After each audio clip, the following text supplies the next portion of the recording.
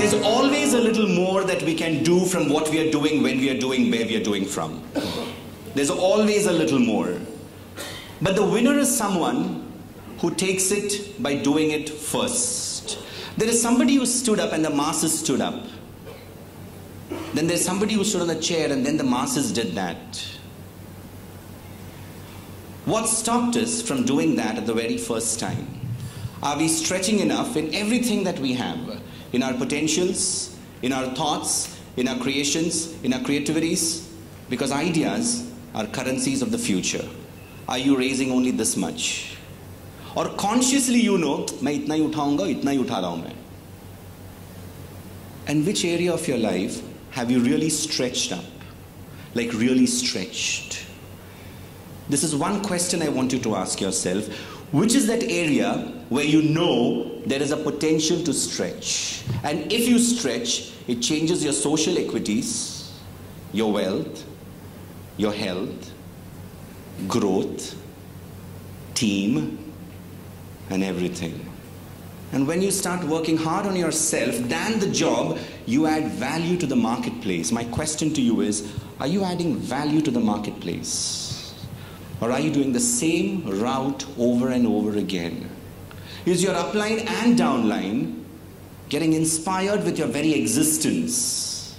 So if you look at an ant, and if you see an ant moving, and you keep something in front of that ant, what happens? It finds another way. You block that road, what happens? It finds yet another way. You block another, it finds another. You block another, it finds another. You block another, it finds another. When does that ant stop? Never. Have you ever seen an ant stopping and thinking, retrospecting, introspecting? Kahan jaun main abhi? That doesn't happen, right? It finds its way no matter what. Luck is nothing but when a preparedness meets opportunity. We all always have opportunity. The question is, are we prepared at that time? And how prepared are we at that time? Is there a challenge which is bigger than us? You know Sully Sullenberg, have you heard of this name? When Sully was interviewed later on, you didn't look afraid at all. Weren't you afraid? He said, are you kidding me? I've never been more afraid than this all my life. But then again he added, I was never more calm than this for all my life. He said, are you kidding me? I was never more afraid than this all my life. And then he added, but again, you see, the outer game is won only when your inner game is aligned. Your inner game has got a lot to do with the state of your own mind. What are you telling yourself up here is more important than what you're telling outside over there. And that decides your family life. That decides your existence with your own self. That decides your social life. Now this is more important for success at job. Your inner game, A. B. Your relations back home with those 3 and 4 really core important members of your life. 3, your social network.